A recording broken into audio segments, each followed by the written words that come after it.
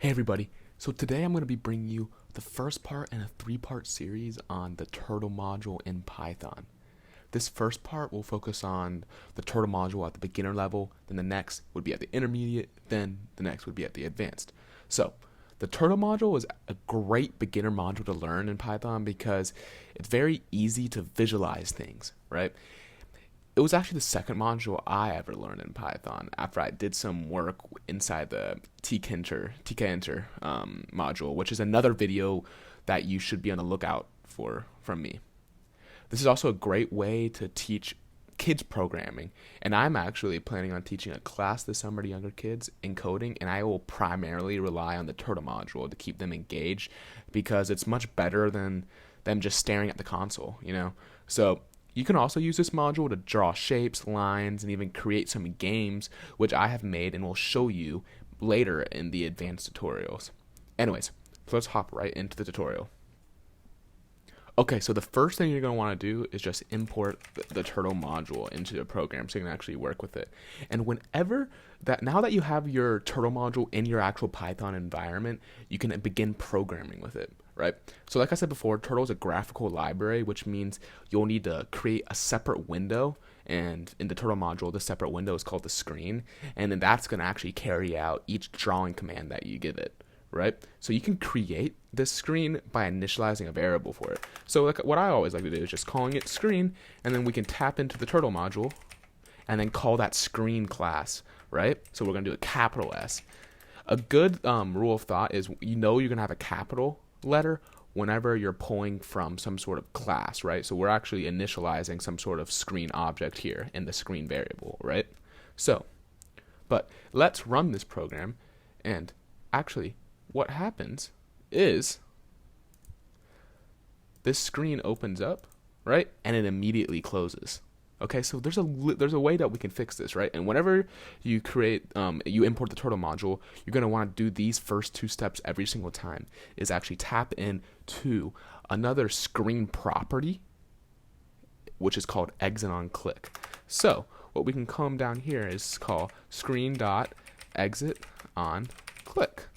Okay, so now whenever we run this, we can bring this over here, and now we have this window open, and when we click on it, it closes. All right, but what we're going to do is we're going to write all of our code for this in between this so that we don't have the window closing on us before it finishes everything. Okay, but there's also some other screen properties that you guys get to know. So you can tap into the screen.title, right, and give it some sort of string. So you can say my first turtle program or something like that, right? Anything that you want. Okay, so now let's actually create our first turtle, which is what we're going to be using to draw on the screen. Okay, and like we did with the screen object above, we can initialize it with anything. So you guys can call it your name or anything. I'm just going to call it T, and then we can say T equals to turtle.turtle, right, with the capitals, and now we've initialized that a new turtle.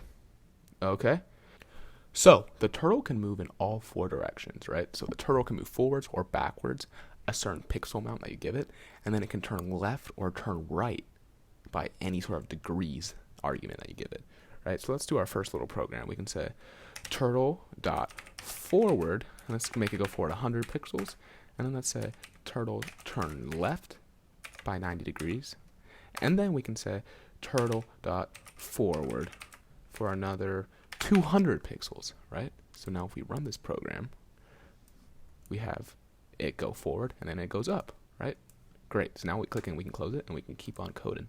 So you can also tell your turtle to go to a specific coordinate, right? So let's just comment this out, and we can say turtle.goto, and then we can give it a XY coordinate pair. So let's say 100, 100. Okay, and then when we run it, it actually goes to that coordinate pair. Okay, so another property you can tap into for the turtles is you can change its color. So we can say turtle.color, and we can say, okay, let's make our turtle red. You can also change the shape. And you can also change its speed. Okay, so the speed accepts numbers 1 through 10, right?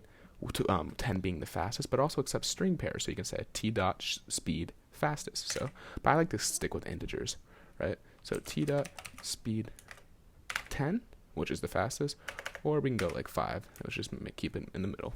Okay, so let's just say you want to clear your screen and make room for more drawings. You can actually do that by tapping into another function of the screen. So you can say screen.clear and pass in that.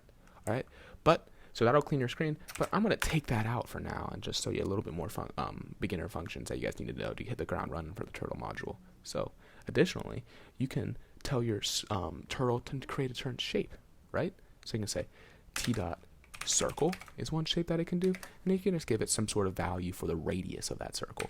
Let's just say 50. So now let's just run it. And we got a nice little circle, right? So you guys can play around with creating different shapes, playing with different for loops, and passing in different values for the degrees for in which something can turn, right? But I think with just this information, you have enough to really understand how the turtle module works, and then you can start to make more complicated programs with this module, which we'll focus on in the next installment in the series. But that's going to be it. Thanks, guys.